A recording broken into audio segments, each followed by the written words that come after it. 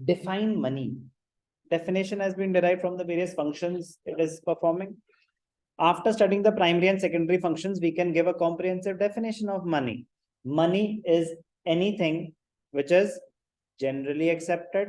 So generally accepted matlab acceptability as a medium of exchange. Generally accepted as a medium of exchange, measure of value, store of value, and means for standard of deferred payment. Money is anything which is generally accepted as what?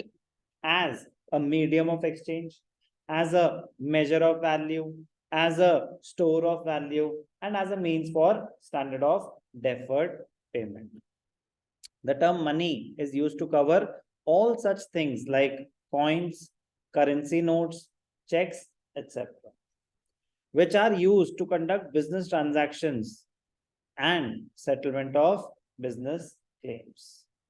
It must be noted that money can be any commodity chosen by common consent, मतलब universal acceptability होनी चाहिए, as an instrument of exchange of goods and services. तो पुराने के जमाने में तो gold coins होते थे, फिर सिल्वर कॉइन्स भी होते थे. तो money can be anything. Money can be anything which has a universal acceptability, कि भैया जो सब मानेंगे दैट इज मनी. तो मनी कैन बी, अब क्रिप्टो करेंसी भी तो मनी है, लीगल टेंडर नहीं है इंडिया में, बट अगर हुई यूनिवर्सल एक्सेप्टेबिलिटी तो it will become a legal tender also. बात समझ आई? तो that is also a currency. तो money is anything which performs all these functions. तो क्या वो store of value function perform करती है क्रिप्टो करेंसी? बिल्कुल करती है. स्टोर ऑफ वैल्यू मतलब पैसा स्टोर करके आपने एक बिटकॉइन खरीदा, हो गए आपके 25-30 लाख रुपए स्टोर. तो स्टोर ऑफ वैल्यू है, स्टैंडर्ड ऑफ डेफर्ड पेमेंट है, मेजर ऑफ वैल्यू है, बट मीडियम ऑफ एक्सचेंज नहीं. मतलब लॉ की बैकिंग नहीं है वो medium of exchange, but universal acceptability वाला मीडियम ऑफ एक्सचेंज अभी नहीं है. तो इवेंचुअली वो भी मतलब पर्पस क्या है, वो क्रिप्टो करेंसी तो है वो भी एक, बट यूनिवर्सल एक्सेप्टेबिलिटी अभी नहीं. Legal definition of money. According to this definition, money is what the law says is money. कह रहे भैया मनी क्या होगा? जो लॉ, जो गवर्नमेंट बोलेगी ना ये है मनी, वो मानी जाएगी मनी. ऐसे नहीं कि जो भी बोल देगी ये भी money. No. So anything which the government declares as money is money. एक होता है लीगल टेंडर मनी, एक होता है नॉन लीगल टेंडर और optional money, also known as fiduciary money. आएंगे उस पर, पहले एक एक करके बात करते हैं. Legal tender. Legal tender also known as fiat money. Legal tender is also known as, आ जाएगा चलो आगे. Legal tender backed by law. Legal tender backed by law. Money which can be legally used to make payments of debts or other obligations is termed as a legal tender money. You cannot refuse. You cannot refuse to accept legal tender. No one can. तो legal tender को मना नहीं कर सकते. A creditor is obliged by law to receive such money in payment of debt due to him.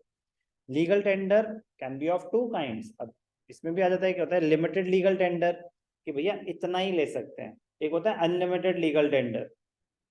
तो जो notes हैं वो एक अनलिमिटेड लीगल टेंडर होता है. मतलब आपने मुझे 1 लाख रुपए देने हैं, आप करेंसी नोट्स में दे सकते हैं, मैं मना नहीं कर सकता. लेकिन आपने मुझे 1 लाख रुपए देने हैं और आप मुझे कॉइन्स दे रहे हैं, तो उस पर आ जाती है coinage act. Limited legal tender apply हो जाता है. Yes it is a legal tender, but भैया कॉइन्स में लिमिटेशन है. Limited legal tender, it refers to that form of legal tender money which can be paid in discharge of a debt up to a certain limit only. बड़ा interesting point है, knowledge से fun fact कह सकते हैं इसे. 1000 रुपए last, हाँ 1000 रुपए है जो अभी तक लिमिट सेट है, कि मतलब 1000 रुपए तक कॉइन्स दे सकते हैं and no one can legally refuse to accept it. Normal दुकान में तो मना कर ही सकते हैं, बट लीगली नहीं. आप चाहें तो फिर उनके ऊपर केस कर सकते हैं कि इसने पैसे लेने से मना कर दिया. हाँ आपने 5000 रुपए देने थे और 5000 रुपए के कॉइन्स लेके आ गए, वो मना कर सकता है लेने से। तो लिमिटेड लीगल टेंडर का मतलब होता है कि legal tender which can be accepted only up to a limit. तो कॉइन्स पे अप्लाई होता है ये, कॉइन्स पे। For example, as per coinage act, coins shall be a legal tender in case of any denomination not lower, 1 रुपए से कम तो वैसे ही एक्सेप्टेबल नहीं है, 50 पैसे तो अब चलते नहीं है। तो बट इन टोटल 1000 रुपए से कम होनी चाहिए पेमेंट, अप टू 1000 चलेगा, 1000 से ज्यादा coins. Clear? Unlimited legal tender notes हैं, जितने मर्जी पैसे दे दो, अनलिमिटेड लीगल टेंडर, इस पे कोई लिमिटेशन नहीं है, इस पे कोई लिमिटेशन नहीं है। तो किन की बात हो रही है? करेंसी नोट्स की, जो पेपर नोट्स हैं, they are unlimited legal tender. Legal tender का मतलब clear? Backed by law, no one can legally refuse to accept it. But उसमें फिर क्या आ जाती है exception? Limited legal tender, coins की लिमिटेशन है, करेंसी नोट्स की नहीं है। Non-legal tender money, optional money, it refers to that form of money which is generally accepted but legally one is not bound to accept it. आपने मुझे payment करी check से, क्या मैं मना कर सकता हूं? यस और नो? बिल्कुल कर सकता हूं, बिल्कुल। लीगल टेंडर नहीं है, लीगल टेंडर नहीं है, मैं मना कर सकता हूं। क्यों? मैं तो भरोसे पे ले रहा हूं ना, कल को बाउंस हो गया तो क्या हो गया सर, आ तो रहे हैं। आप एक नॉर्मल ट्रांजैक्शन समझिए कि आप कहीं पे सामान खरीद रहे थे, आपने कहा ये चेक रख लो भाई साहब, क्या लेगा कोई जो आपको नहीं जानता? नहीं लेगा, मतलब ही नहीं है। बट तभी तो इसे बोलते हैं ना, backed by trust. It is not backed by law, it is not backed by law, it is backed by trust. For example, cheques, bank draft, bills of exchange, they do not have legal backing and their acceptance is totally optional. Okay? यार कहीं पे आ रहा है fiat money, fiduciary money, नहीं आ रहा तो मैं खुद बता देता हूँ ना, ध्यान से देखना क्या कह रहे हैं क्रिप्टो करेंसी के बारे में। सुन लेते हैं इनकी भी थोड़ी सी। चलो पहले मेरी सुन लो। एक होती है fiat money. Fiat, fiat money क्या होती है? Backed by law. तो INR, ठीक है ना, INR करेंसी इन सर्कुलेशन, हमारे लिए इंडियन रुपीज फिएट मनी है। फिड्यूशरी मनी,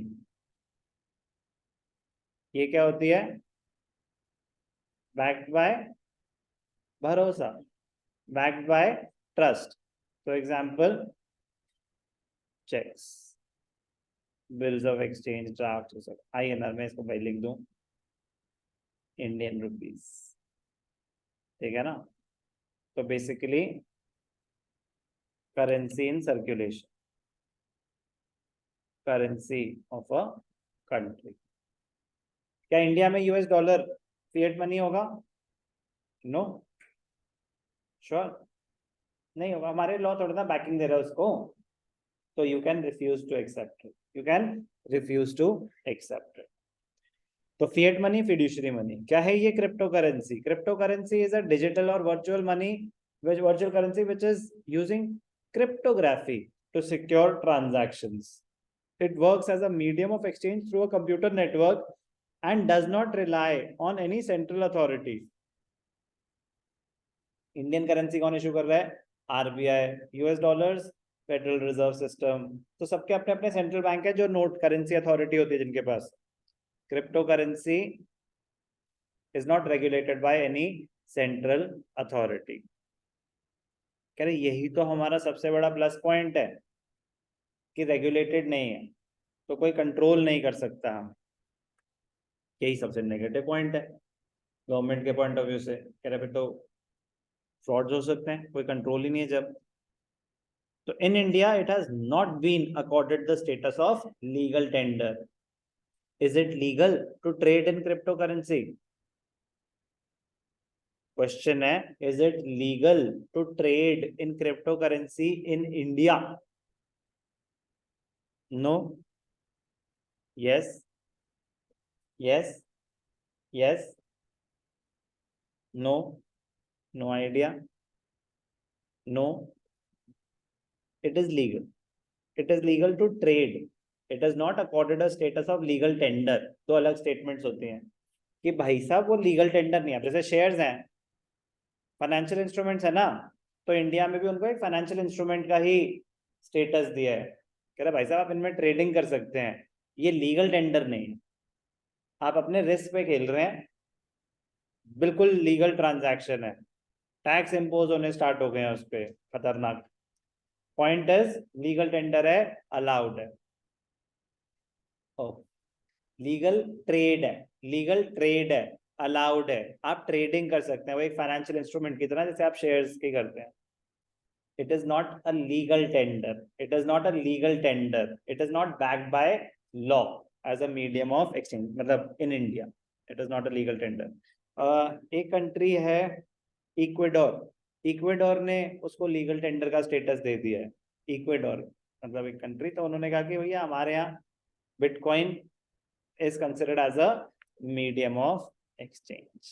होगा एवोल्यूशन धीरे धीरे, नो वन नोज एक्चुअली कि इसका फ्यूचर क्या होगा, बट होगा शायद।